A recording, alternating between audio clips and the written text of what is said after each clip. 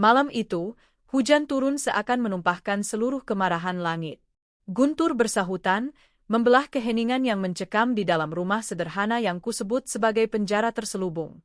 Aku, Arini, meringkuk di atas tempat tidur, memegangi perutku yang terasa kencang dan mulas tak karuan. Ini bukan mulas biasa. Ini adalah gelombang rasa sakit yang datang dan pergi dengan interval yang semakin pendek. Keringat dingin membanjiri pelipisku, bercampur dengan air mata yang mulai tak terbendung. Ketakutan itu nyata. Ini adalah hari perkiraan lahirku, dan sepertinya bayiku sudah tidak sabar untuk melihat dunia. Dunia yang kejam. Dengan tangan gemetar, aku meraih ponsel di atas nakas. Layarnya yang retak 1000, hasil bantingan suamiku, Bagas, minggu lalu, menampilkan jam 1.30 dini hari. Jantungku berdebar kencang. Aku sendirian. Seperti biasa.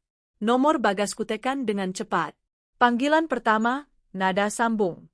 Panggilan kedua, nada sambung. Panggilan ketiga, akhirnya diangkat.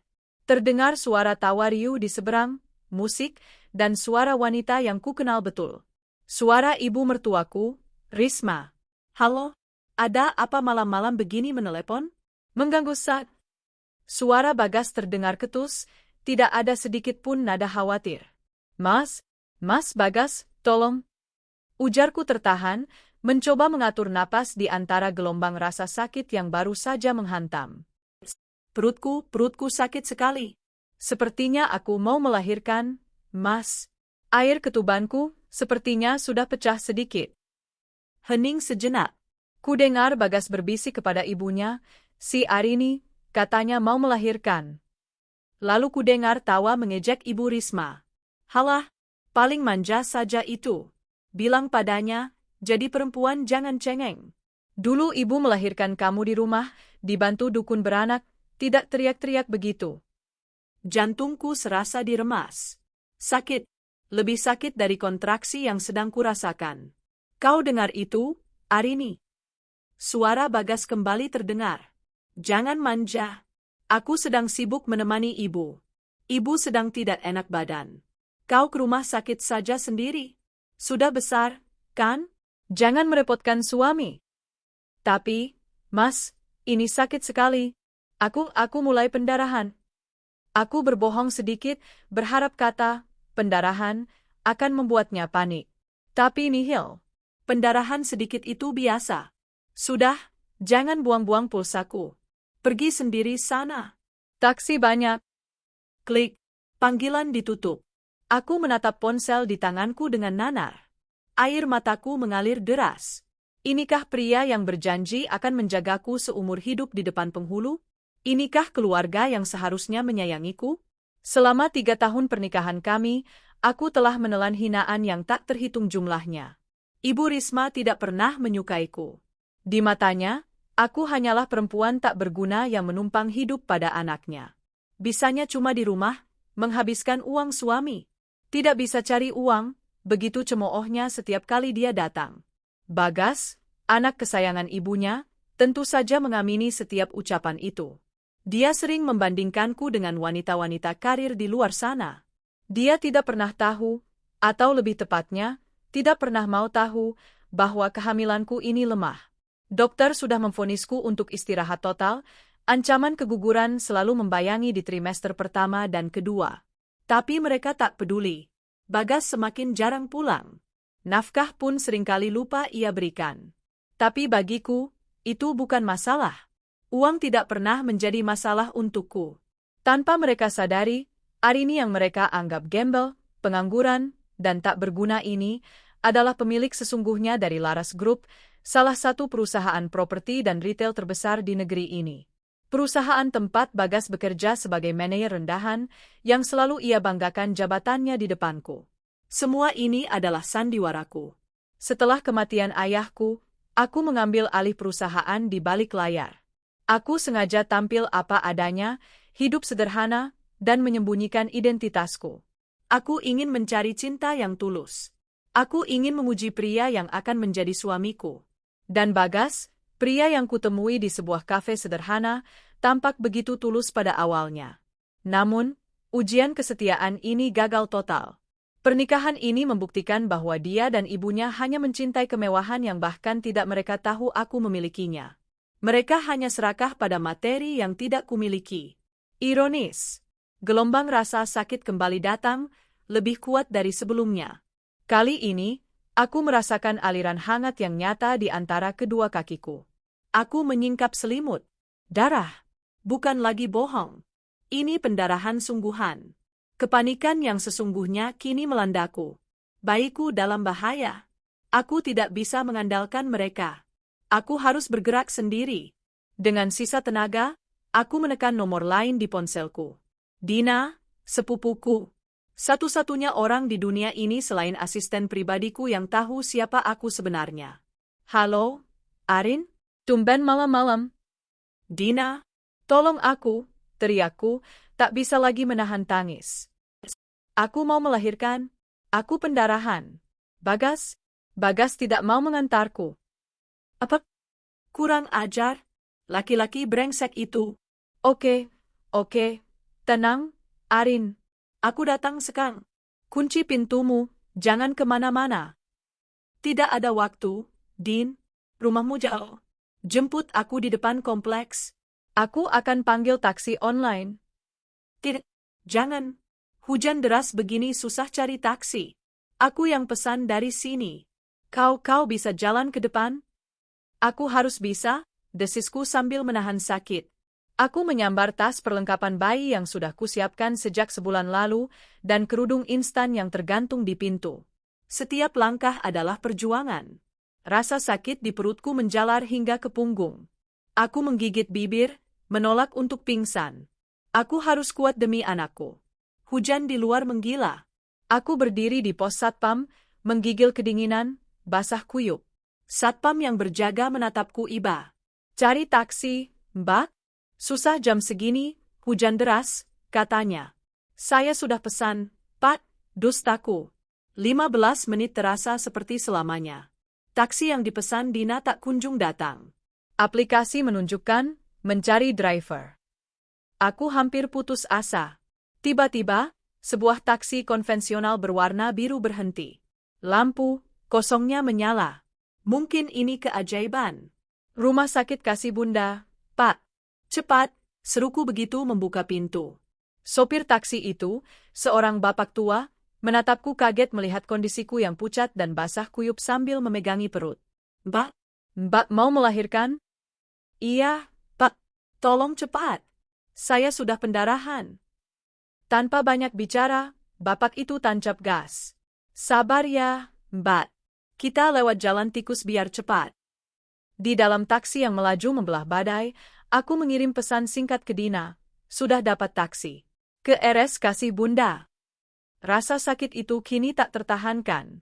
Aku merasa seperti akan terbelah menjadi dua. Di tengah rintihan yang kutahan, bayangan Bagas dan ibu mertuaku melintas. Tawa mereka, cemoohan mereka. Jangan manja. Bukan. Ini bukan manja. Ini adalah pertaruhan hidup dan mati. Dan di detik itu, di dalam taksi yang berbau pengharum pinus, di tengah rasa sakit yang memuncak, sebuah tekad baru lahir. Mereka telah memilih. Mereka mengabaikanku saat aku mempertaruhkan nyawaku dan nyawa anakku. Saat aku keluar dari rumah sakit nanti, aku bukan lagi Arini yang penurut dan bodoh.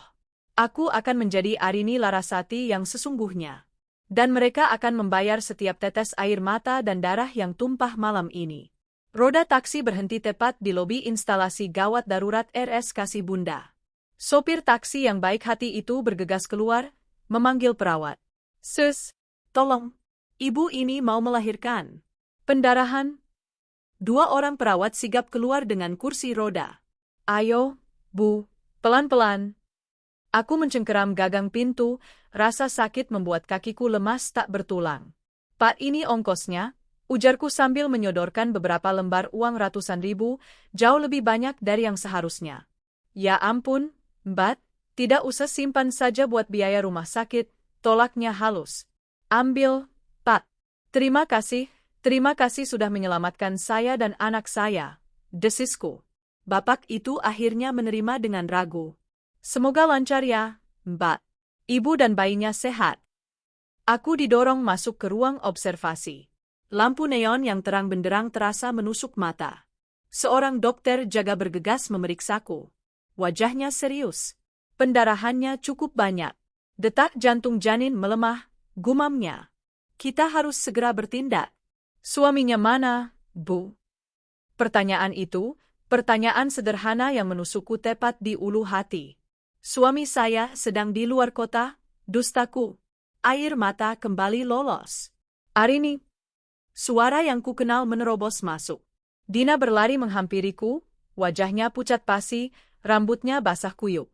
Dia pasti menerobos badai untuk sampai ke sini. Ya Tuhan, Arin, kau tidak apa-apa? Tanyanya panik, langsung menggenggam tanganku. Din, dokter menoleh ke Dina. Anda keluarganya? Begini, Bu. Kondisi Ibu Arini kritis. Pendarahannya aktif dan ada tanda-tanda gawat janin. Kami harus melakukan operasi sesar darurat. Lakukan, Dok. Lakukan apa saja. Selamatkan mereka, seru Dina. Masalahnya, lanjut dokter itu dengan nada prihatin. Kami di RS Kasih Bunda tidak memiliki fasilitas NICU, Neonatal Intensive Care Unit, yang memadai untuk kasus sekompleks ini. Jika terjadi sesuatu pada bayinya, kami tidak bisa menanganinya. Saya sangat menyarankan untuk dirujuk ke Rumah Sakit Harapan Sejati. Fasilitas mereka jauh lebih lengkap. Jantungku serasa jatuh ke lantai. Dirujuk? Lagi? Dalam kondisi seperti ini? Rumah Sakit Harapan Sejati? Itu kan jauh, Dok. Ibu ini sudah kesakitan, protes Dina. Ini demi keselamatan keduanya, Bu. Kami akan kirim dengan ambulans prioritas utama. Saya sudah telepon ke sana, mereka sedang menyiapkan ruang operasi. Dina menatapku, mencari kekuatan. Aku mengangguk lemah. Ikuti kata dokter, Din. Baik, siapkan ambulansnya, Dok. Saya urus administrasinya. Dina beralih ke mode efisien, sisi dirinya yang terlatih sebagai asisten pribadiku kini mengambil alih. Sambil aku didorong menuju ambulans, aku melihat Dina di sudut ruangan, menelepon seseorang dengan raut wajah marah. Mas Bagas, kau benar-benar keterlaluan. Arini pendarahan hebat. Dia dirujuk ke RS Harapan Sejati sekarang. Nyawanya dan nyawa bayimu di ujung tanduk. Kalau kau masih punya hati, datang ke sana sekarang. Aku tidak bisa mendengar jawaban Bagas, tapi aku bisa melihat tangan Dina terkepal erat menahan amarah sebelum dia membanting ponselnya. Dia kembali padaku di dalam ambulans. Dia akan datang, tanyaku penuh harap. Dina menatapku dengan mata berkaca-kaca. Dia tidak perlu menjawab. Keheningannya adalah jawaban yang paling menyakitkan. Perjalanan ke RS Harapan Sejati adalah neraka terburuk. Sirene meraung-raung, setiap guncangan di jalanan terasa seperti ribuan pisau menghunjam perutku. Aku menggigit kain kerudungku untuk menahan jeritan. Dina terus memegang tanganku, mendoakan setiap doa yang dia tahu. Bertahan, Arin. Demi anakmu. Bertahan, bisiknya berulang kali. Akhirnya, kami tiba. Pintu ambulans terbuka. Tim medis RS Harapan Sejati sudah menunggu. Aku dipindahkan ke berangkar rumah sakit dan langsung didorong kencang menyusuri koridor UGD yang panjang dan ramai. Dina, administrasinya, seru seorang perawat. Aku urus. Arin, aku di sini. Aku urus semuanya, teriak Dina, lalu berbelok ke meja pendaftaran.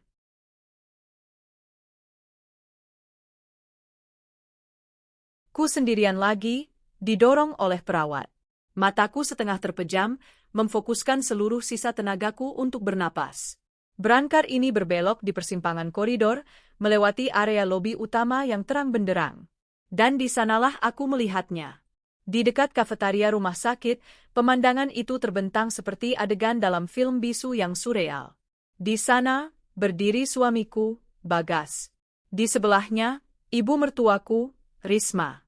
Mereka tidak terlihat panik. Mereka tidak terlihat cemas.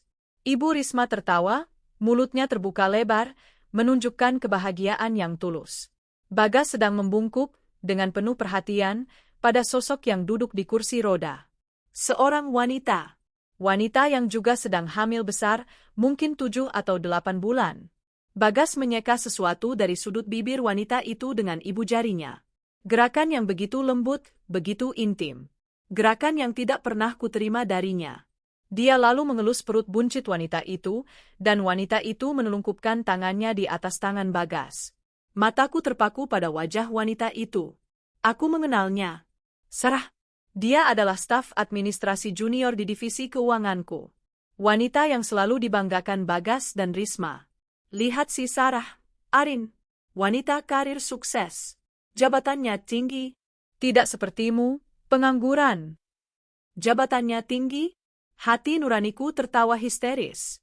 Dia hanya staf biasa, yang bahkan tidak akan pernah kutemui jika aku tidak sengaja berpapasan dengannya di lift karyawan.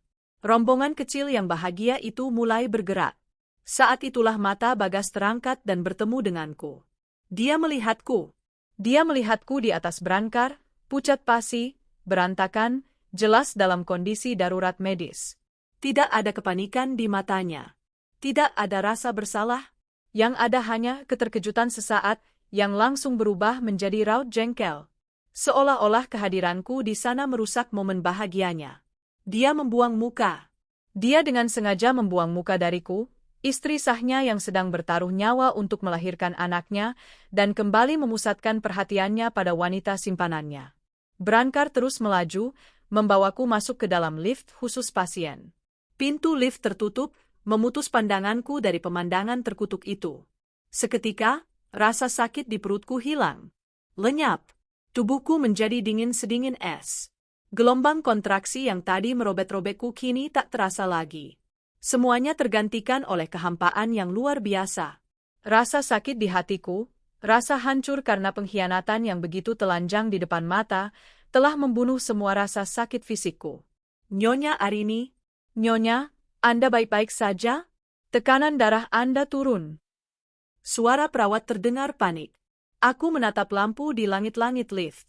Kosong. Selamatkan anak saya, bisikku dengan suara serak yang nyaris tak terdengar. Perawat itu mengangguk. Kami akan lakukan yang terbaik. Anda harus kuat, Bu. Aku memejamkan mata. Kuat, batinku. Oh, aku akan kuat. Aku akan selamat dari ini. Dan saat aku bangun nanti, aku tidak hanya akan menjadi seorang ibu. Aku akan menjadi algojo bagi mereka. Aku bersumpah. Aku akan menghancurkan mereka. Aku akan mengambil kembali semua yang menjadi milikku, dan aku akan memastikan mereka merasakan kehancuran yang kurasakan saat ini. 1000 kali lipat. Dingin. Itu yang pertama kurasakan. Dingin yang meresap dari ruangan ber-AC, menusuk hingga ke tulang. Lalu bau antiseptik yang tajam. Aku membuka mata perlahan. Pandanganku kabur. Hal pertama yang kulihat adalah langit-langit putih dan selang infus yang menancap di punggung tanganku. Sisa-sisa anestesi masih membuat kepalaku pening, tapi rasa sakit yang tajam di perut bagian bawah mengingatkanku pada apa yang telah terjadi. Operasi. Syukurlah kau sudah sadar. Suara Dina terdengar lega. Dia duduk di samping tempat tidur, matanya sembab dan merah. Dia pasti tidak tidur semalaman. Baikku. Suaraku serak dan lemah. Baikku, selamat, kan? Dina tersenyum di antara sisa air matanya. Selamat, Arin. Dia laki-laki. Sempurna. Dia ada di ruang inkubator sekarang, hanya untuk observasi standar karena lahir prematur dan prosesnya yang sulit. Tapi dia kuat. Sama seperti ibunya. Air mata kelegaan menggenang di pelupuk mataku. Laki-laki. Anakku. Dia berhasil. Kami berhasil. Bagas? Tanyaku. Bukan karena berharap, tapi untuk memastikan. Raut wajah Dina kembali mengeras. Aku melihat mereka, Arin. Setelah kau masuk ruang operasi. Aku tidak sengaja mendengar percakapan mereka di lobi. Aku diam, menunggunya melanjutkan. Ibu mertuamu bilang, biarkan saja dia, paling-paling drama. Yang penting kamu jaga Sarah dan calon cucu ibu yang ini. Ini pasti laki-laki, ibu yakin. Calon pewaris. Kata itu terdengar seperti racun. Dan Bagas? Tanyaku lagi, suaraku datar. Dia bilang, iya, Bu. Bagas akan urus Sarah. Soal Arini, Biarkan saja.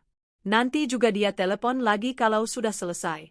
Paling-paling dia pakai BPJS, tidak akan merepotkan.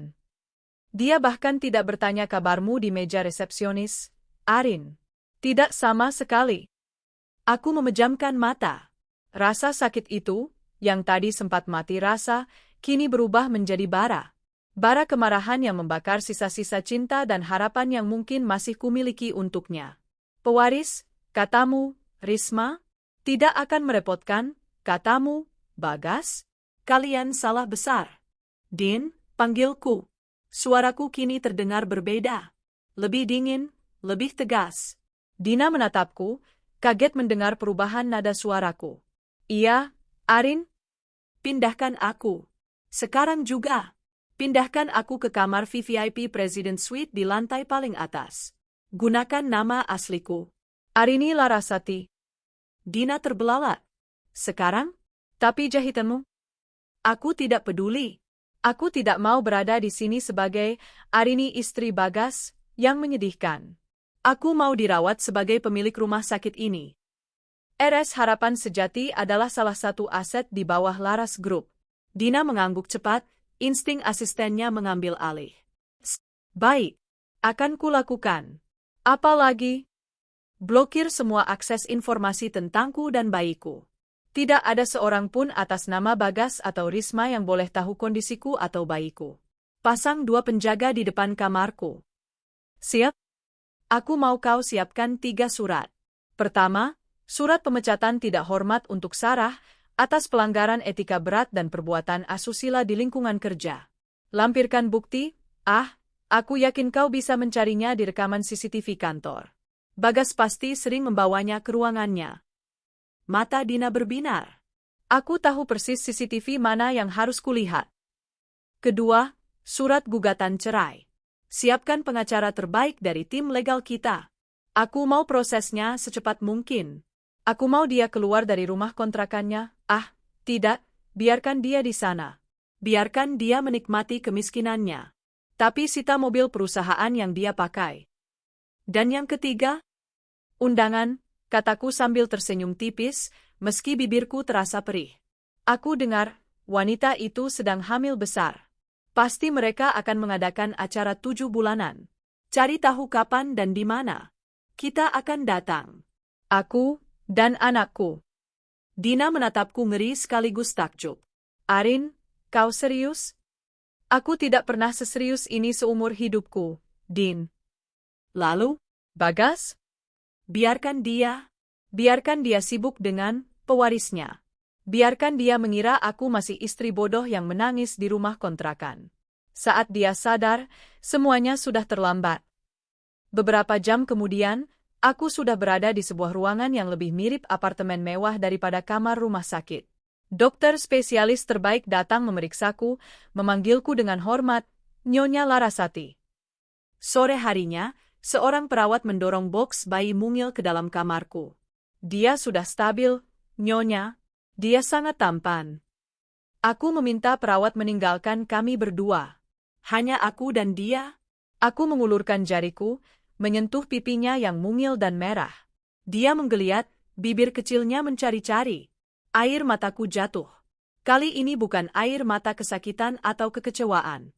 Ini air mata cinta yang murni. Hai, sayang. Bisikku. Maafkan Mama, hari pertamamu di dunia begitu kacau. Tapi Mama janji, mulai detik ini, hidupmu akan sempurna. Aku menatap matanya yang masih terpejam. Dia begitu rapuh, namun dia adalah kekuatanku. Dia adalah alasanku untuk bangkit dari kehancuran ini. Namamu Bintang, bisikku lagi. Bintang Ardhani Larasati. Cahayaku di tengah malam tergelap. Dan kau adalah satu-satunya pewaris sejati. Mama akan pastikan, tidak ada satu orang pun yang bisa mengambil apa yang menjadi hakmu. Dan mereka yang telah menginjak-injak kita, mereka akan belajar apa artinya berlutut. Aku mengecup keningnya. Dendamku telah lahir. Dan kekuatanku telah kembali. Permainan baru saja dimulai. 5 hari berlalu dalam kemewahan sunyi di President Suite. Luka operasiku mulai mengering, namun luka di hatiku telah berubah menjadi baja yang dingin. Setiap hari, Bintang semakin kuat. Dia adalah duniaku. Menatapnya tidur pulas di box bayi canggih di samping tempat tidurku adalah satu-satunya terapi jiwaku. Selama 5 hari itu, ponsel lamaku, ponsel, Arini si miskin, tetap diam. Tidak ada satupun panggilan atau pesan dari Bagas. Tidak ada pertanyaan tentang istrinya. Tidak ada pertanyaan tentang anaknya. Dia bahkan tidak tahu anaknya telah lahir. Pengabaian itu begitu total, begitu sempurna, hingga menghapus sisa keraguan terakhirku. Dina, di sisi lain, bergerak secepat kilat. Semua beres, Nyonya Larasati, lapornya di hari ketiga, sambil meletakkan tablet di depanku. Dia sudah kembali ke mode asisten profesional. Di layar tablet, terpampang folder-folder rapi. Pertama, Sarah, kata Dina, membuka sebuah file video. Rekaman CCTV dari lift barang dan parkiran basement kantor. Isinya lebih menjijikkan dari yang kubayangkan. Bagas dan Sarah bermesraan, bahkan berciuman panas, di tempat-tempat yang mereka anggap buta dari pengawasan. Surat pemecatan sudah ditandatangani oleh Direktur HRD. Efektif segera. Alasan, pelanggaran berat kode etik perusahaan. Aku mengangguk puas. Pastikan surat itu baru diserahkan di hari H. Tentu saja. Kedua, tim legal sudah menyusun surat gugatan cerai, lanjut Dina, membuka dokumen lain. Semua tuntutan sudah siap. Kita hanya perlu menunggu momen yang tepat untuk mendaftarkannya. Bagus. Ketiga, mobil perusahaan. Tim aset akan menariknya besok pagi dari rumah kontrakan itu. Biar dia kaget kenapa kuncinya tidak lagi berfungsi. Senyum tipis tersungging di bibirku. Bayangan Bagas kebingungan di depan rumah kecil itu, tidak bisa berangkat kerja dengan mobil yang selalu dibanggakannya, terasa sedikit menghibur. Dan yang terakhir, undangan. Mata Dina berbinar jahat. Aku tidak perlu susah payah mencari. Sarah dengan bangganya mengunggah undangan digital acara 7 bulanannya di media sosialnya. Dia menandai Bagas dan beberapa teman kantor. Dina menunjukkan undangan itu padaku. Desainnya norak, berwarna merah muda dan emas mencolok. Tasyakuran 7 bulanan agenda reveal putra pertama kami, Bagas Sarah. Diadakan akhir pekan ini, di sebuah restoran semi mewah yang sering dipakai untuk acara keluarga. Putra pertama kami, ulangku, merasakan empedu naik ke tenggorokanku. Dia bahkan sudah mendeklarasikannya. Mereka tidak tahu apa yang akan menghantam mereka, Arin, desis Dina. Tentu saja tidak, sahutku. Di hari ke-6, aku dan Bintang diizinkan pulang. Bukan ke rumah kontrakan sempit yang pengap itu. Sebuah Rolls-Royce hitam legam berhenti di lobi VVIP, tersembunyi dari pandangan publik. 2 pengawal pribadi membukakan pintu. Aku melangkah masuk, menggendong Bintang dalam dekapan hangat. Mobil melaju mulus, meninggalkan rumah sakit yang menjadi saksi bisu kematian Arini yang lama dan kelahiran Arini yang baru. Kami tiba di penthouse pribadiku. Sebuah istana di langit, menempati 3 lantai teratas salah satu gedung apartemen termewah di kota, yang tentu saja dibangun oleh Laras Group. Tempat ini sudah kosong selama 3 tahun aku bermain rumah-rumahan dengan Bagas. Saat pintu lift pribadi terbuka, deretan pelayan dan babysitter profesional yang sudah disiapkan Dina menyambut kami dengan membungkuk hormat. Selamat datang kembali, Nyonya Larasati. Selamat datang di rumah, Tuan Muda Bintang. Aku berjalan melewati lobi marmer yang berkilauan, menuju kamar bayi yang telah disiapkan dengan sempurna. Semuanya bernuansa biru lembut dan putih gading. Jauh lebih mewah dari gabungan seluruh isi rumah kontrakan Bagas. Semuanya sudah siap, Arin, kata Dina lembut, menyusulku ke kamar Bintang. Aku meletakkan Bintang di tempat tidurnya. Dia menggeliat kecil, lalu kembali tertidur pulas. Malam ini, istirahatlah. Besok adalah hari pertunjukan, ujarku sambil menatap pantulan diriku di cermin besar. Di cermin itu, bukan lagi Arini yang kuyu dengan daster lusuh. Yang ada adalah seorang wanita dengan tatapan mata tajam, meski wajahnya masih sedikit pucat pasca operasi. Aura kekuasaan yang lama tertidur kini bangkit sepenuhnya.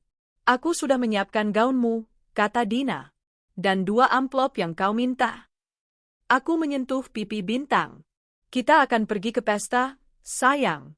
Pesta untuk merayakan kelahiranmu dengan caraku sendiri. Kita akan memberikan kado yang tidak akan pernah mereka lupakan seumur hidup mereka. Malam itu, aku tidur nyenyak untuk pertama kalinya setelah sekian lama dengan putraku di sisiku.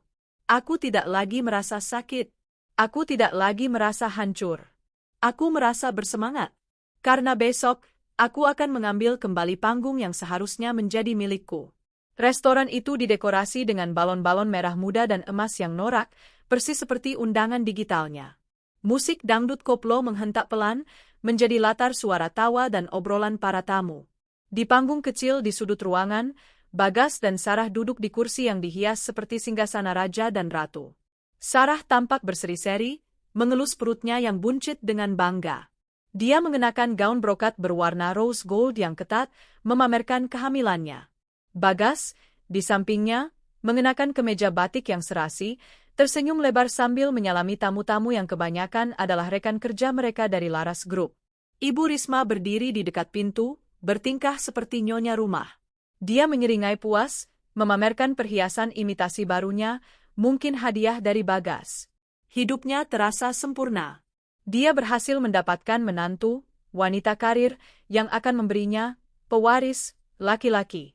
Tepat di puncak acara, saat MC bersiap mengumumkan gender reveal, pintu utama restoran terbuka. Hening. Musik mendadak mati. Semua obrolan terhenti. Aku melangkah masuk. Aku mengenakan jumpsuit sutra berwarna emerald green yang dijahit khusus, memancarkan aura kekuasaan. Rambutku ditata rapi, riasanku tajam dan sempurna. Di belakangku, Dina berjalan dengan langkah tegap, membawa tas kulit berisi dokumen. Di sampingku, seorang babysitter berseragam mendorong kereta bayi mewah, di dalamnya Bintang tertidur pulas, damai. Dua pengawal berbadan tegap berdiri mengawal di belakang kami. Seluruh mata tertuju padaku. Ada yang berbisik, bingung. Mereka tidak mengenaliku. Wajah Arini yang kuyu, pucat, dan selalu mengenakan daster lusuh, kini telah tiada.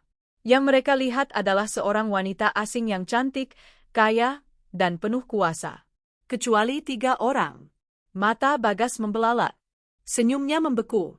Dia menatapku seolah melihat hantu. Ibu Risma menjatuhkan gelas minuman yang dipegangnya. Prang, cairan merah tumpah di lantai. Dan Sarah. Senyum kemenangannya luntur, digantikan oleh kerutan kebingungan dan ketakutan. Arini? Suara Bagas terdengar gemetar. Apa yang kau lakukan di sini? Siapa mereka? Dan bayi siapa itu?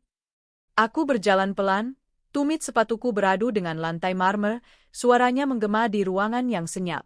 Aku berhenti tepat di depan panggung kecil mereka. Mas Bagas, sapaku dengan suara dingin dan tenang. Lama tidak bertemu. Kau tidak pernah pulang, jadi aku yang mengunjungimu. Bukankah istri yang baik harus tahu di mana suaminya berada? Kurang ajar? Ibu Risma yang pertama kali pulih dari keterkejutannya. Dia melangkah maju, jarinya menunjuk lurus ke wajahku. Berani sekali kau, perempuan tidak tahu malu. Datang merusak acara anakku. Ini acara 7 bulanan cucuku. Pergi kau. Cucumu? Aku tertawa kecil, tawa yang tidak mencapai mataku. Cucu yang mana, Bu? Yang ini.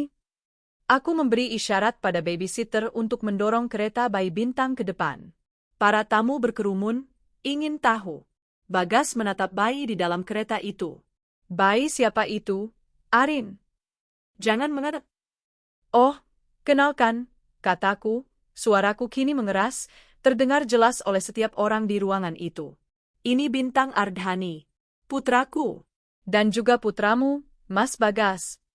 Keheningan pecah menjadi gumaman syok. Dia lahir seminggu yang lalu, lanjutku, menatap tajam ke mata Bagas.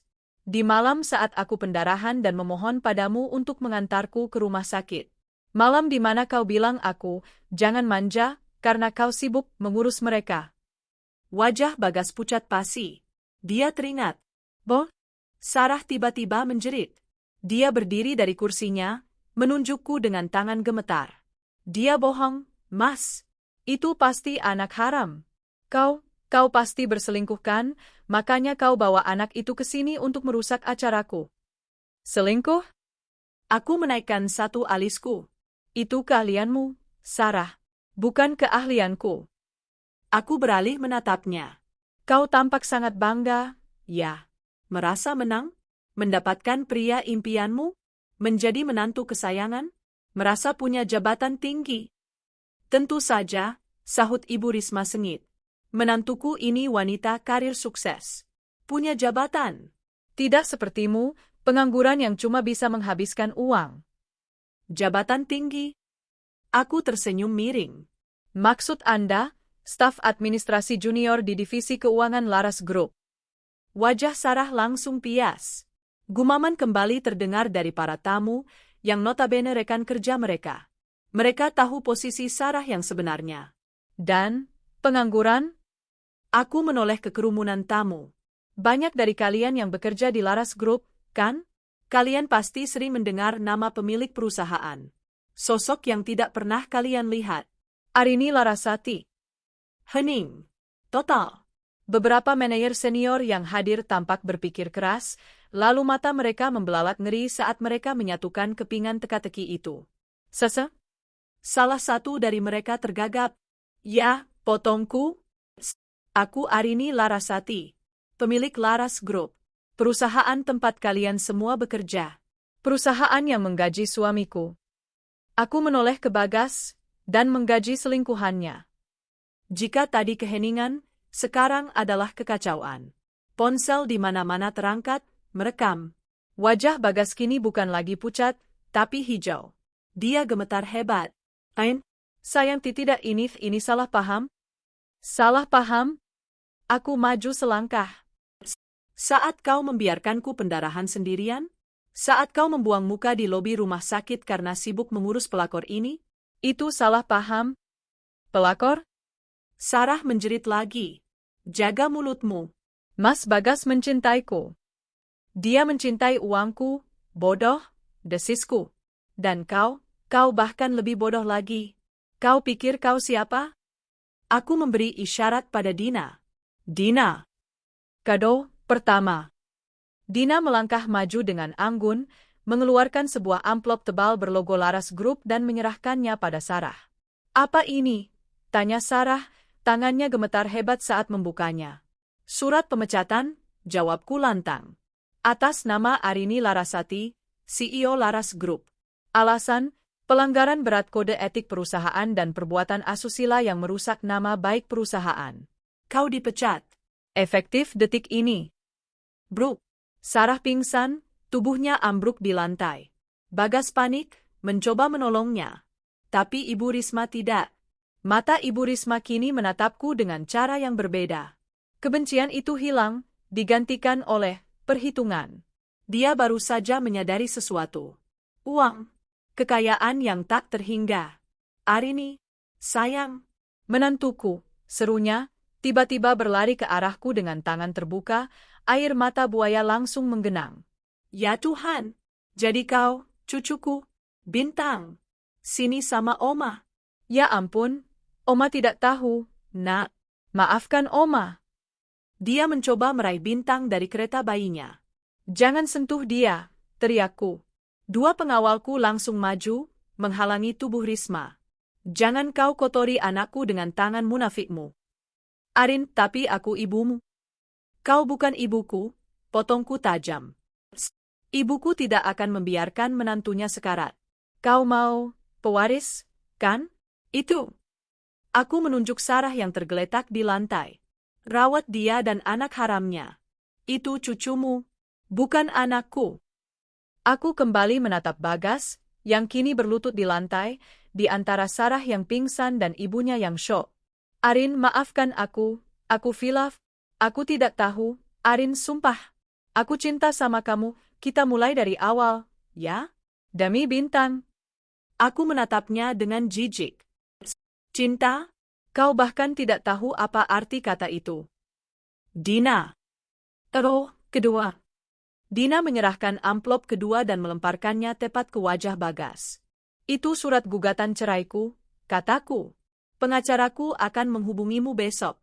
Oh, dan mobil perusahaanmu sudah ditarik tadi pagi. Selamat kembali menjadi miskin, Bagas. Aku berbalik, tidak sudi menatap mereka lagi. Arin, jangan pergi. Arini, teriak Bagas putus asa. Perempuan sialan. Kau akan kena karma, jerit Ibu Risma, topengnya luntur, menunjukkan wajah aslinya yang penuh kebencian. Aku berhenti di ambang pintu. Aku menoleh sedikit, menatap mereka untuk terakhir kalinya di tengah kehancuran pesta mereka. Karma, kataku. Aku bukan karma. Aku adalah pengadilan. Dan kalian baru saja menerima vonisnya. Aku melangkah keluar dari restoran itu, meninggalkan mereka dalam runtuhan malu dan kehancuran yang mereka ciptakan sendiri. Aku menarik napas dalam-dalam, udara malam terasa begitu segar. Aku membenarkan selimut bintang. Dia masih tertidur, tidak tahu bahwa ibunya baru saja memenangkan perang pertama. Kita pulang, sayang, bisikku. Ke rumah kita yang sebenarnya. Dunia tidak berhenti berputar setelah malam penuh drama itu. Justru, bagiku dan Bintang, dunia baru saja dimulai. Keesokan paginya, matahari menembus jendela kaca penthouseku, menyinari kamar Bintang yang tenang. Aku terbangun bukan karena alarm, tapi karena rengekan lembut putraku yang minta disusui. Untuk pertama kalinya, aku bangun tanpa rasa cemas, tanpa rasa takut akan hinaan yang menanti di ruang makan. Aku bangun dengan perasaan damai. Selamat pagi, jagoan mama, bisikku sambil mengangkatnya dari boks bayi.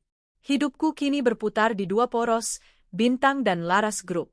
Minggu pertama setelah kepulanganku dari rumah sakit, aku habiskan untuk memulihkan diri sepenuhnya dan menjalin ikatan dengan Bintang. Para pelayan dan babysitter mengurus segala kebutuhanku, membiarkanku fokus pada pemulihan fisik dan mental. Luka bekas operasi sesar masih terasa ngilu, tapi tidak seberapa dibanding luka pengkhianatan yang kini mulai mengering, berganti menjadi tekad yang kokoh. Di minggu kedua, aku secara resmi mengambil alih kemudi Laras Group. Aku mengadakan rapat Dewan Direksi Darurat. Ketika aku melangkah masuk ke ruang rapat di lantai 50, didampingi Dina dan tim pengacaraku, rahang-rahang para direktur tua yang selama ini hanya mengenalku sebagai putri mendiang Pak Laras, yang pasif, serempak jatuh.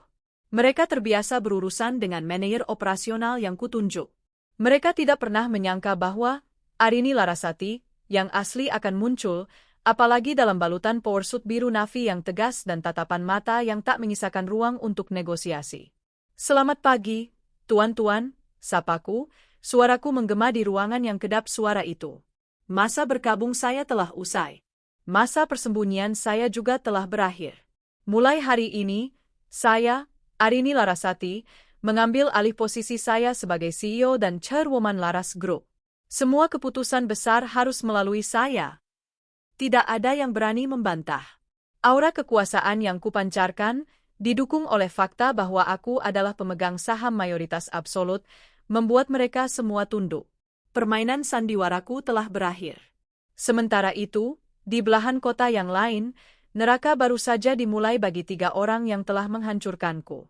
Video dari acara 7 bulanan itu viral di kalangan internal Laras Group. Dalam hitungan jam, semua orang tahu bahwa Bagas, manajer yang selama ini sok kuasa, ternyata adalah suami dari pemilik perusahaan yang dia selingkuhi. Dan selingkuhannya adalah Sarah, staf junior yang mereka kira punya jabatan tinggi. Pagi hari setelah pesta, Bagas, dengan mata bengkak dan wajah kuyu, nekat datang ke kantor. Dia masih berharap semua ini mimpi. Dia mencoba menempelkan kartu aksesnya di lobi. Akses ditolak. Dia mencoba lagi. Petugas keamanan yang biasa menyapanya dengan hormat, kini menatapnya dengan pandangan datar, cenderung mencemooh. Maaf, Pak Bagas. Akses Anda sudah diblokir. Apa maksudmu? Saya manajer di sini, bentaknya, masih berusaha mempertahankan sisa-sisa harga dirinya. Perintah dari atasan, Pak. Anda sudah bukan lagi karyawan Laras Group. Di saat yang sama, sebuah email massal dari Departemen HRD masuk ke seluruh karyawan, mengumumkan pemberhentian tidak hormat atas nama Bagas dan Sarah karena pelanggaran berat kode etik. Bagas terduduk lemas di lobi kantor, menjadi tontonan ratusan karyawan yang melewatinya. Bisik-bisik dan tawa tertahan terdengar jelas di telinganya. Pria yang dulu angkuh itu kini hancur lebur. Dia mencoba meneleponku. Nomornya sudah kublokir. Dia mencoba datang ke rumah kontrakan. Rumah itu kosong. Gembok baru terpasang di pagarnya. Pemilik kontrakan, yang ternyata adalah salah satu anak buahku, telah mengusirnya atas instruksiku. Semua barang-barang mewah yang dulu dibanggakannya, yang sebenarnya kubeli dengan uangku, telah kuangkut. Yang tersisa hanyalah pakaian lusuhnya dan perabotan tua milik ibunya. Dia tidak punya pilihan selain kembali ke rumah Ibu Risma. Sebuah rumah petak kecil di gang sempit. Di sana, Ibu Risma sedang meratapi nasib. Tetangga-tetangga yang mendengar desas-desus yang sengaja disebarkan oleh Dina sudah berkumpul, bergunjing di depan rumahnya. Bu Risma, katanya menantunya yang sombong itu pelakor. Ya? Kudengar menantu aslinya itu bos besar.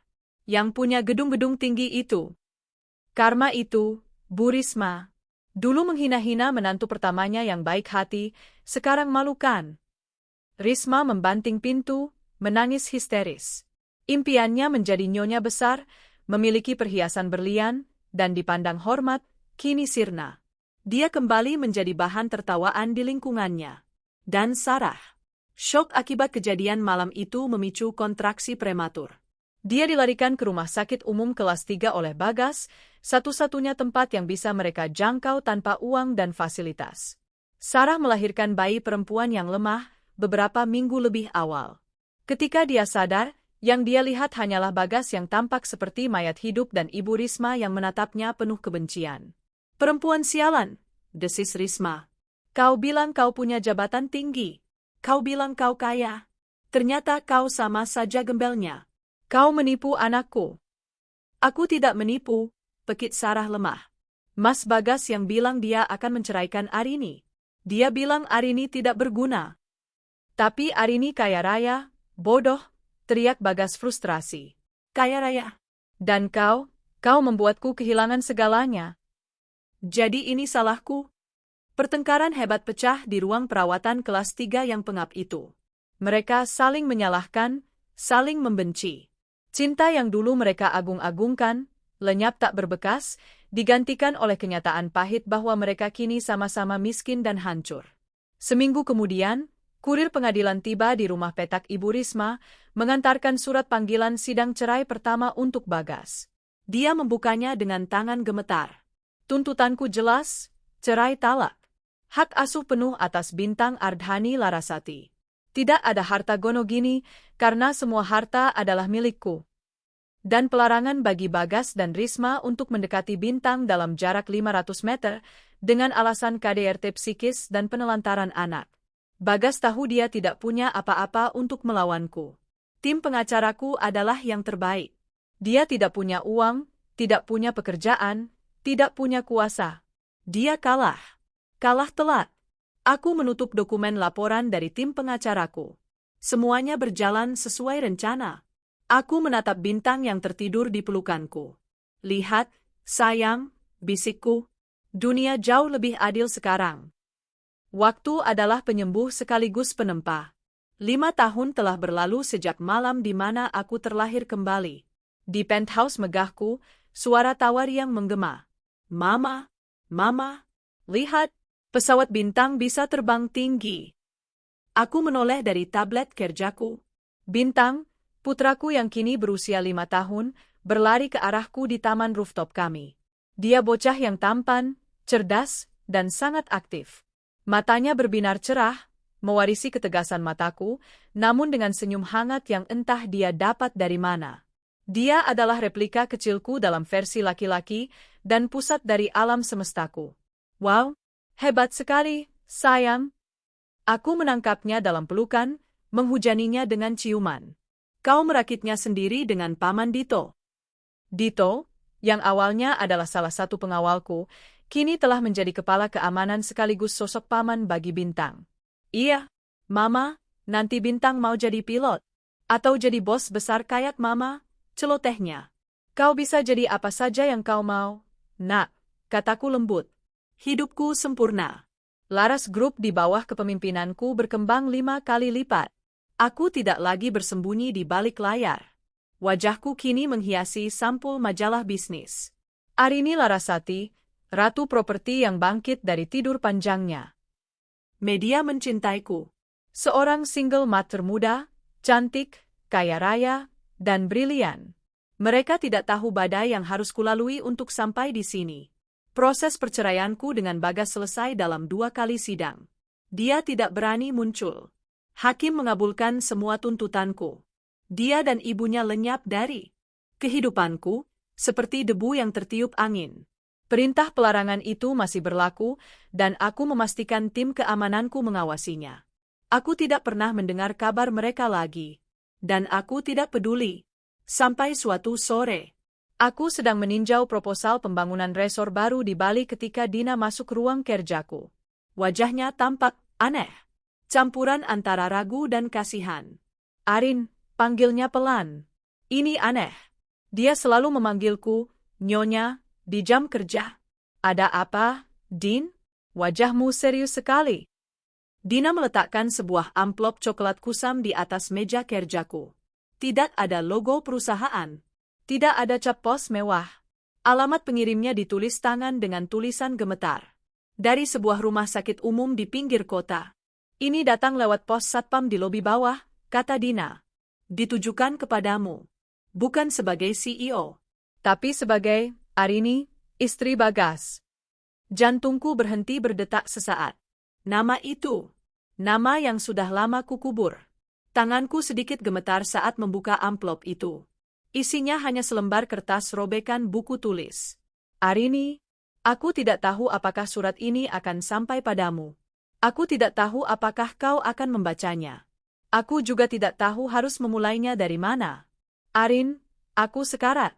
Bukan aku. Ibuku. Ibu Risma. Kanker. Sudah stadium akhir. Dokter bilang waktunya tidak lama lagi. Dia terus memanggil namamu. Bukan. Dia memanggil nama Bintang. Dia ingin melihat cucunya. Sekali saja. Dia bilang dia ingin minta maaf. Aku tahu aku tidak pantas. Aku tahu aku menjijikkan. 5 tahun ini adalah neraka bagiku. Sarah meninggalkanku begitu tahu aku bangkrut. Dia membawa anaknya, Rara, pergi. Aku tidak tahu kemana. Aku bekerja serabutan. Kuli bangunan. Tukang parkir. Apa saja untuk bertahan hidup dan membiayai pengobatan ibu yang seadanya. Tapi sekarang sudah tidak ada harapan. Aku tidak minta uangmu, Arin. Aku tidak minta kau memaafkanku. Aku hanya memohon. Demi sisa umur ibuku. Izinkan dia melihat Bintang. Walau hanya dari jauh. 5 menit saja. Setelah itu, aku bersumpah akan lenyap selamanya dari hidupmu. Kami ada di RSUD Tunas Harapan, Kamar Melati, kelas 3. Bagas. Aku meremas surat itu. Kemarahan yang kukira sudah padam, kini bergejolak lagi. Beraninya dia. Setelah 5 tahun. Setelah semua yang dia lakukan. Mau diapakan surat ini, Arin? Tanya Dina pelan. Akan kubakar jika kau mau. Aku terdiam lama. Mataku menatap foto Bintang yang tertawa di meja kerjaku. Dia sedang memegang piala lomba sains pertamanya. Anak yang begitu cerdas, begitu murni. Anak yang hampir tidak selamat karena kekejaman nenek dan ayahnya. Neneknya, yang kini sekarat dan ingin melihatnya. Siapkan mobil, kataku akhirnya. Suaraku datar. Dina terkejut. Kau mau ke sana? Tidak, jawabku dingin. Aku tidak akan ke sana. Dan Bintang tidak akan pernah menginjakkan kaki di tempat kumuh itu. Aku mengambil gagang telepon, menekan nomor kepala tim keamananku. Dito, pindahkan pasien atas nama Risma di RSUD Tunas Harapan ke kamar VVIP di RS Harapan Sejati. Sekarang juga. Dina menatapku tidak percaya. Arin, apa yang kau? Aku akan memberinya pengobatan terbaik, potongku. Aku akan membayar dokter onkologi terbaik di negeri ini untuk merawatnya. Kau memaafkannya? Aku tertawa. Tawa yang dingin. Memaafkan? Tentu saja tidak. Aku berdiri, menatap gedung-gedung pencakar langit dari jendela kantorku. Aku tidak akan membiarkan dia mati semudah itu, Din. Aku tidak akan memberinya kedamaian dengan melihat Bintang. Aku akan membuatnya tetap hidup. Aku akan membuatnya berhutang nyawa padaku. Aku akan membuatnya hidup dalam kemewahan yang dulu dia puja-puja, tapi sebagai tawananku. Dia akan hidup dikelilingi fasilitas terbaik, tapi dengan kesadaran penuh bahwa semua itu datang dari perempuan yang dulu dia hina-hina. Dia akan hidup untuk melihatku dan bintang bahagia di atas penderitaannya. Aku berbalik menatap Dina. Suruh Bagas menemuiku. Di lobi RS Harapan Sejati. Besok, biarkan dia melihat apa yang telah dia buang. Lobi utama Rumah Sakit Harapan Sejati berkilauan seperti biasa. Lantai marmernya memantulkan cahaya lampu kristal yang menggantung agung. Udara sejuk beraroma green tea lembut menyapa siapa saja yang masuk. Ini adalah duniaku. Rumah sakit yang kubangun dari nol, simbol kekuasaanku. Aku tiba tepat jam 10 pagi. Aku tidak datang sendirian. Dito dan 2 pengawal lainnya mengikutiku dalam jarak yang sopan. Aku mengenakan setelan celana putih gading, rambutku tergerai sempurna, dan kacamata hitam besar menutupi mataku. Di sudut lobi, di dekat jendela besar yang menghadap taman, seorang pria duduk meringkuk di kursi tunggu. Nyaris aku tidak mengenalinya. Itu Bagas. Pria yang dulu tegap dan angkuh, yang selalu bangga dengan kemeja licin dan sepatu mengilapnya, yang kubelikan, kini telah lenyap. Yang tersisa adalah pria kurus kering berwajah kuyu. Rambutnya menipis dan beruban. Pakaiannya kemeja kusam yang kebesaran, dan sandal jepitnya menunjukkan jari-jari kaki yang kotor. Wajahnya dipenuhi kerutan penderitaan, jauh lebih tua dari usianya yang seharusnya baru pertengahan 30-an. Dia tampak gelisah, terus-menerus mengusap wajahnya, tidak menyadari kedatanganku. Aku berhenti beberapa langkah di depannya. Aku tidak perlu memanggil. Pengawalku yang berdeham pelan sudah cukup membuatnya terlonjak kaget. Dia mendongak, dan mata kami bertemu. Di matanya, aku melihat badai emosi. Syok, tidak percaya, takut, dan yang paling kentara malu. Dia melihatku, ratu di istananya, sementara dia adalah pengemis yang diizinkan masuk. Dia bergegas berdiri, kakinya gemetar. Dia mencoba merapikan kemejanya yang lecek, sebuah gerakan sia-sia. Suaranya serak, nyaris tak terdengar. Aku melepas kacamataku perlahan, menatapnya lurus di mata. Bagas. Hanya satu kata itu. Tapi bobotnya terasa seperti ribuan ton. Bruk. Dia jatuh berlutut di depanku. Tepat di lobi yang ramai. Dia tidak peduli tatapan orang-orang yang mulai berbisik. Dia bersujud, mencium lantai di dekat kakiku. Arin. Maafkan aku, Arin. Ampuni aku, isaknya, tubuhnya terguncang. Aku berdosa padamu. Aku iblis. Aku menyesal, Arin. Demi Allah, aku menyesal. Aku tetap diam. Aku membiarkannya menangis. Aku membiarkannya merendahkan dirinya. Ini adalah pemandangan yang pantas dia dapatkan. Ibumu, kataku akhirnya, suaraku dingin membelah isak tangisnya. Sudah dipindahkan. Dia ada di President Suite. Sayap anggrek, lantai 12. Bagas mendongak, wajahnya basah oleh air mata dan ingus. Kebingungan melintas di matanya. President Suite? Ya. Kamar yang sama denganku saat aku melahirkan bintang, kataku pelan, memastikan setiap kata menusuknya. Tim dokter onkologi terbaik sedang memeriksanya. Semua biaya pengobatannya, kemoterapi, obat-obatan impor, perawat pribadi, semuanya sudah kutanggung. Matanya membelalak tidak percaya. Secercah harapan bodoh muncul di sana. Dia pikir aku telah memaafkannya. Dia pikir ini adalah tanda rekonsiliasi. Arin. Ya Tuhan. Kau malaikat, Arin. Terima kasih. Terima kasih. Aku tahu kau masih. Kau pikir aku memaafkanmu, potongku tajam. Kau pikir ini adalah kebaikan hati. Harapan di matanya langsung padam. Aku berjongkok sedikit, menyamakan pandanganku dengan wajahnya yang hina di lantai. Dengar baik-baik, Bagas. Ibumu tidak akan mati. Setidaknya, tidak dalam waktu dekat. Aku akan memaksanya hidup. Aku akan membayar berapapun agar dia tetap bernapas. Aku akan membuatnya hidup dalam kemewahan yang selalu dia impikan. Kamar mewah, makanan enak, perawat yang melayaninya 24 jam. Dia akan hidup seperti seorang ratu. Lanjutku, suaraku berbisik namun mematikan. Tapi, aku tersenyum tipis. Dia tidak akan pernah diizinkan melihat bintang. Tidak pernah. Bahkan fotonya pun tidak. Setiap kali dia membuka mata di kamar mewah itu, dia akan ingat bahwa nyawanya bergantung padaku. Setiap suap makanan enak yang dia telan, dia akan ingat bahwa itu datang dari perempuan yang dia sebut tidak berguna. Wajah Bagas berubah dari bingung menjadi ngeri. Dia akhirnya mengerti. Ibumu akan sembuh, Bagas. Tapi dia akan hidup sebagai tawananku. Dia akan hidup dalam sangkar emas yang kubangun untuknya. Dan kau? Aku menilainya dari atas ke bawah dengan tatapan jijik. Tugasmu adalah menjaganya.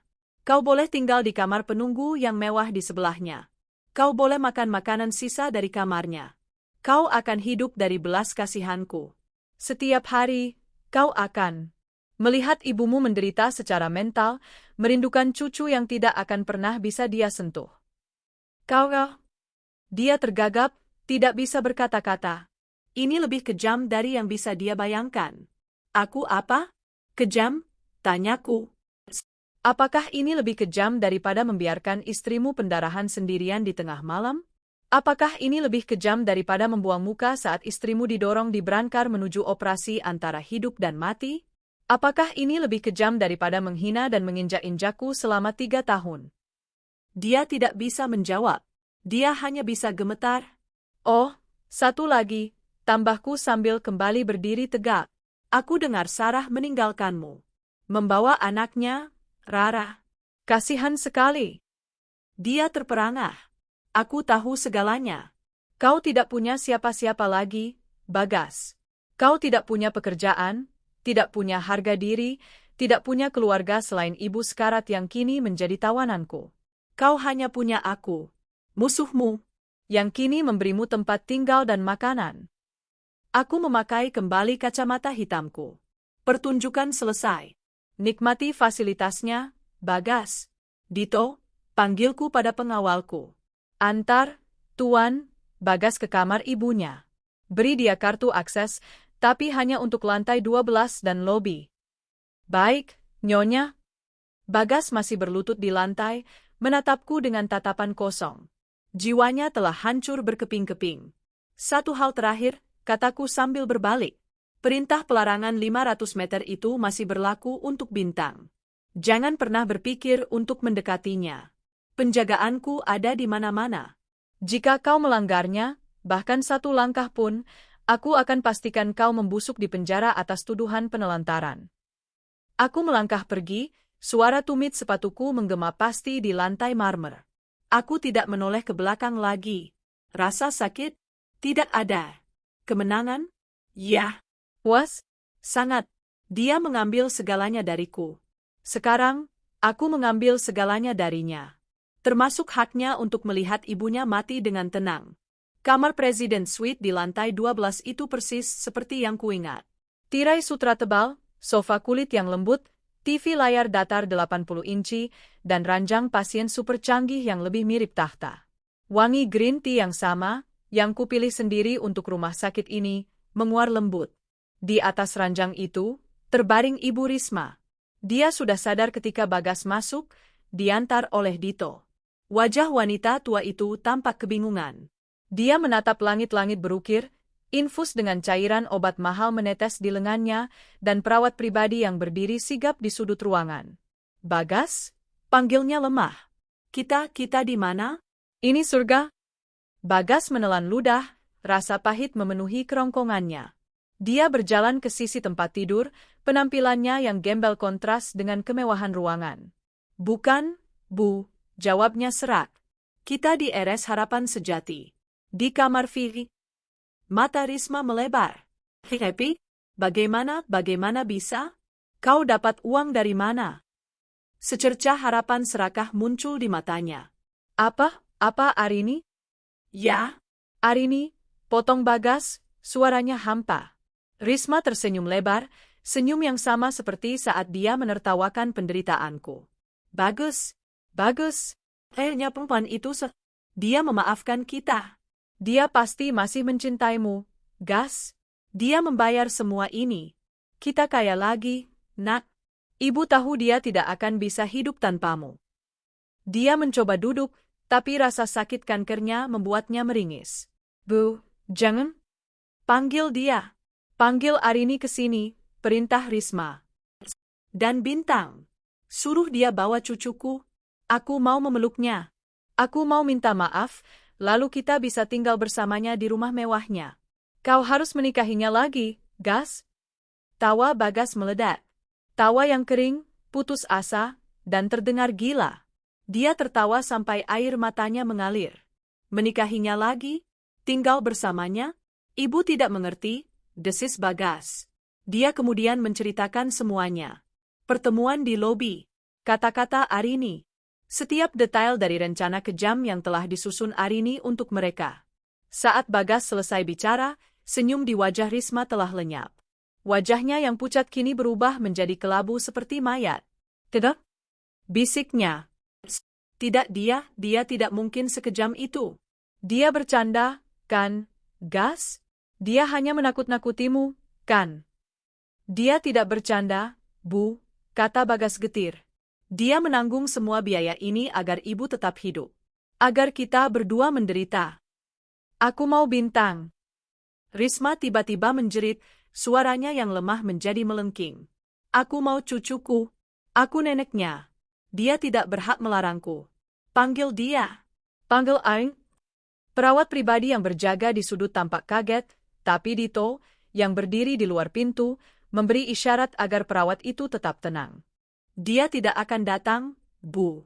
Dan kita tidak akan pernah melihat Bintang, kata Bagas, terduduk lemas di sofa kulit yang mahal. Ini semua salahmu, jerit Risma, kini menatap Bagas dengan kebencian. Kalau saja kau tidak bodoh. Kalau saja kau tidak main gila dengan si Sarah gembel itu. Kalau saja kau lebih pintar mengambil hati Arini dulu. Kita seharusnya memiliki semua ini. Salahku, balas Bagas, amarahnya yang lama terpendam akhirnya meledak. Ini juga salah ibu. Ibu yang meracuniku setiap hari. Bilang Arini tidak berguna. Bilang Sarah wanita karir. Ibu yang serakah? Dasar anak tidak tahu diuntung.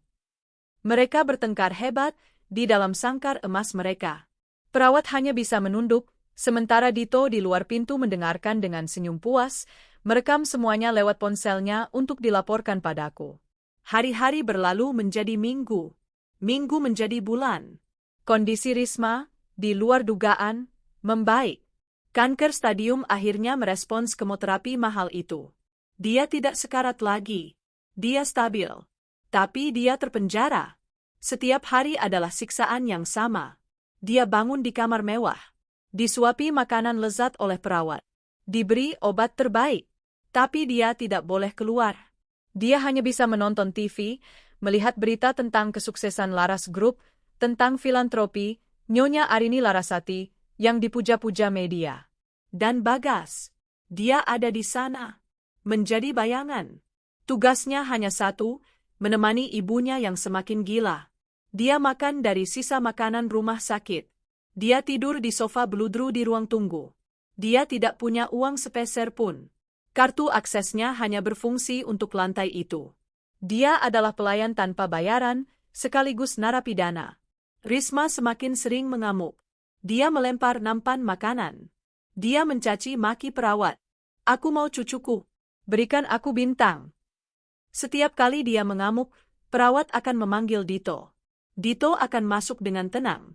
Nyonya Risma, katanya suatu hari. Nyonya Arini berpesan. Jika Anda terus berteriak, fasilitas TV dan makanan enak akan dihentikan. Anda akan dirawat sesuai standar BPJS, tapi tetap di kamar ini. Anda akan makan bubur tawar setiap hari, menatap dinding kosong. Pilihan di tangan Anda. Risma langsung terdiam. Ancaman itu lebih menakutkan daripada kematian. Suatu sore, 3 bulan setelah dia dirawat, Dina datang mengunjunginya. Bukan aku. Aku tidak sudi melihat wajahnya. Dina datang membawa tablet. Nyonya Arini mengirimkan ini untuk Anda, kata Dina dingin. Mata Risma berbinar. Bintang? Dina memutar sebuah video. Itu adalah pesta ulang tahun Bintang yang ke-6. Diadakan di sebuah ballroom hotel termewah dengan tema pahlawan super. Bintang tertawa riang, berlari, memotong kue raksasa. Dia anak yang sangat bahagia. Aku ada di sana, menggendongnya, menciuminya. Di sampingku ada pria tampan yang tersenyum padaku, rekan bisnis baruku. Risma mengulurkan tangannya yang keriput ke arah layar, seolah ingin menyentuh Bintang. Cucuku, Bintang? Isaknya. Tepat saat tangan Risma hampir menyentuh layar, Dina mematikan tablet itu. Cukup, kata Dina. Nyonya Arini hanya ingin Anda tahu apa yang tidak akan pernah Anda miliki. Dia ingin Anda melihat betapa bahagianya kami tanpamu. Betapa bahagianya Bintang tanpa nenek sepertimu. Kau iblis, desis Risma, air matanya mengalir deras. Bukan, sahut Dina. Kami hanya cermin. Kami memantulkan apa yang telah Anda lakukan pada kami. Dina berbalik, meninggalkan Risma yang meraung-raung dalam kesakitan di atas ranjang mewahnya. Di sofa, Bagas hanya bisa menunduk, menutupi wajahnya, menangisi nasibnya yang lebih hina dari pengemis. Pembalasan dendamku sempurna. Bukan dengan membunuh mereka, tapi dengan memaksa mereka hidup untuk menyaksikan kebahagiaan yang telah mereka buang. 2 tahun berlalu sejak Ibu Risma dipindahkan ke sangkar emasnya di lantai 12.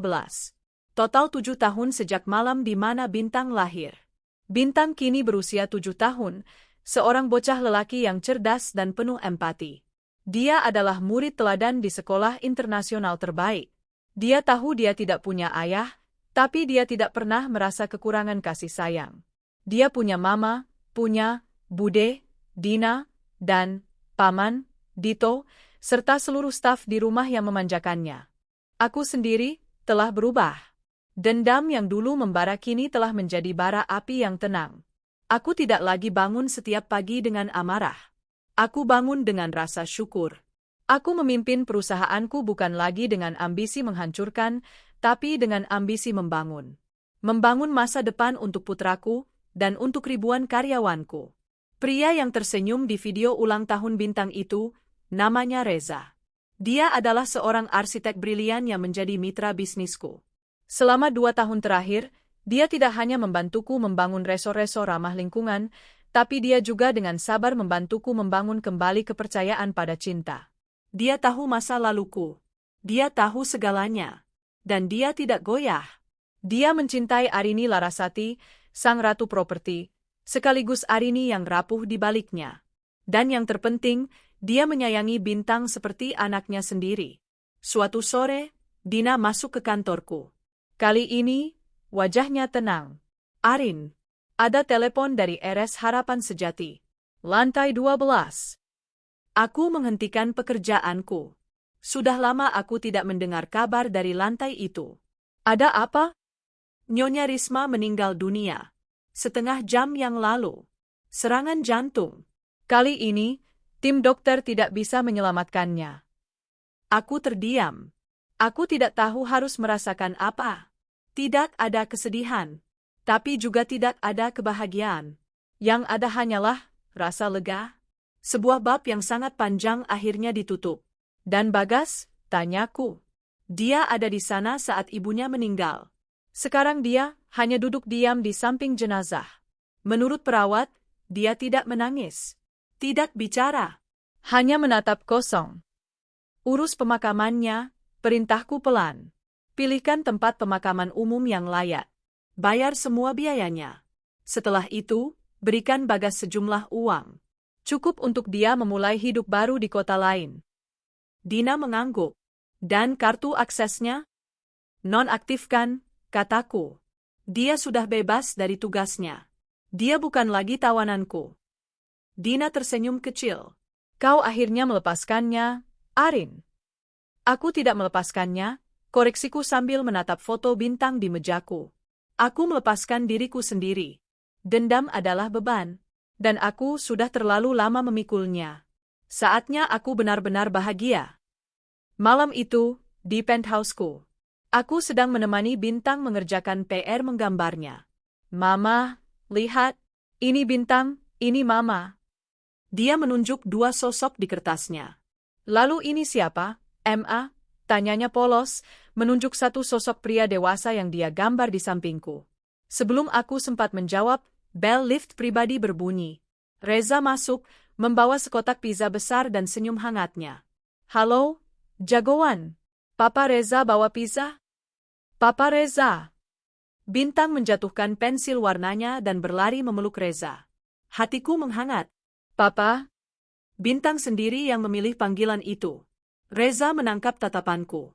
Dia berjalan ke arahku, setelah mengacak-ngacak rambut Bintang. Dia mengecup keningku. Ada apa? Kau terlihat berbeda malam ini. Lebih ringan. Aku tersenyum, senyum yang tulus dari hati. Hanya sebuah urusan lama yang akhirnya selesai. Aku melihat keluar jendela. Langit kota berkelip seperti jutaan berlian. Dulu, aku melihatnya sebagai hutan beton yang dingin. Sekarang, aku melihatnya sebagai kerajaan yang kubangun untuk putraku. Di suatu tempat di pemakaman umum yang gelap, Bagas baru saja selesai menguburkan ibunya. Dia berdiri sendirian di bawah gerimis. Di tangannya, sebuah amplop tebal berisi uang tunai dariku. Dia tidak tahu harus kemana. Dia tidak punya rumah, tidak punya keluarga, tidak punya masa depan. Dia hanyalah bayangan dari pria yang pernah ada. Dan di lantai 12 rumah sakit, kamar Presiden Suite itu kini sedang dibersihkan, disterilkan dari sisa-sisa penderitaan. Siap untuk pasien baru. Aku memeluk Reza dan Bintang. Inilah keluargaku. Inilah kebahagiaanku. Malam di mana aku akan melahirkan dulu adalah malam tergelap dalam hidupku. Tapi malam itu juga yang melahirkan Bintang, cahayaku. Dan melahirkan Ratu, diriku yang baru. Aku telah melalui badai. Aku telah menghancurkan mereka yang menyakitiku. Dan sekarang, aku akhirnya menemukan fajar yang baru. 10 tahun setelah malam badai itu. Langit senja di atas penthouse berwarna jingga keemasan. Bintang, kini seorang remaja laki-laki yang tampan dan cerdas berusia 10 tahun, sedang tertawa sambil bermain catur di teras taman bersama Reza, yang kini resmi menjadi ayahnya. Pernikahan kami, 3 tahun lalu, adalah perayaan kecil yang hangat, hanya dihadiri orang-orang terdekat. Skakmat, Papa, seru Bintang penuh kemenangan. Jagoan Papa makin hebat saja. Reza tertawa, mengacak-acak rambut Bintang dengan sayang. Aku tersenyum dari meja kerjaku di dekat jendela. Aku baru saja menutup rapat umum pemegang saham tahunan. Laras Group kini merambah ke teknologi hijau, sebuah visi yang kubangun bersama Reza. Dina masuk, meletakkan sebuah amplop kecil di mejaku. Ini yang terakhir, Arin. Aku membukanya. Ini bukan laporan bisnis. Ini sebuah surat lusuh yang dikirimkan ke alamat lama rumah kontrakan itu, dan baru saja dialihkan ke sini oleh tim legal.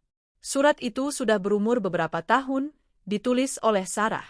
Arini, aku tidak tahu kau akan baca ini atau tidak.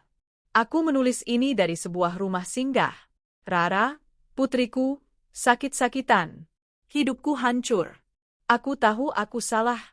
Aku dibutakan oleh janji-janji Bagas dan keserakahan Ibu Risma. Aku mohon, bukan untukku, tapi untuk Rara. Dia tidak salah. Aku hanya ingin. Surat itu terputus di sana. Di baliknya ada catatan dari tim investigasiku. Sarah meninggal 4 tahun lalu karena TBC. Anaknya, Rara, telah diadopsi oleh panti asuhan yang didanai salah satu yayasan amal Laras Group. Anak itu sehat dan cerdas. Aku terdiam. Yayasan amalku, tanpa kusadari, telah merawat anak dari wanita yang hampir menghancurkanku. Dunia punya cara yang ironis untuk menyeimbangkan segalanya. Di amplop yang sama, ada satu lagi catatan kecil dari Dito. Satu info lagi, Nyonya Bagas ditemukan meninggal dunia minggu lalu di kota seberang. Gelandangan. Tidak ada identitas. Hanya dikenali dari sidik jari lama. Sesuai prosedur, telah dimakamkan oleh dinas sosial. Aku menutup amplop itu. Tidak ada air mata. Tidak ada rasa puas. Tidak ada kemarahan. Yang ada hanya kehampaan. Titik. Bab itu telah selesai begitu lama, dan ini hanyalah epilog yang terlambat datang. Mereka bukan lagi monster dalam hidupku. Mereka hanyalah catatan kaki yang menyedihkan dalam sejarahku. Mama, ayo main. Papa Reza curang, dia minta main ulang, teriak Bintang. Aku tersenyum, menggeser amplop itu ke laci mejaku, dan menguncinya. Mama datang, sayang. Aku berjalan ke teras, di bawah langit senja yang indah. Reza merangkul pinggangku, dan Bintang menarik tanganku. Masa laluku telah terkubur. Ibu Risma, Bagas, Sarah, mereka semua telah mendapatkan akhir dari cerita mereka sendiri. Dan aku, ceritaku baru saja dimulai. Bersama pewaris sejatiku, dan cinta sejatiku. Malam di mana aku akan melahirkan dulu adalah akhir dari segalanya. Tapi hari ini, dan setiap hari setelahnya, adalah fajar yang abadi. 15 tahun berlalu sejak epilog terakhir. Hari ini, ballroom utama Laras Tower berkilauan. Ratusan wartawan, dewan direksi, dan pemangku kepentingan berkumpul. Ini bukan rapat biasa. Ini adalah hari penyerahan tongkat estafet. Aku, Arini Larasati, kini berusia 50-an.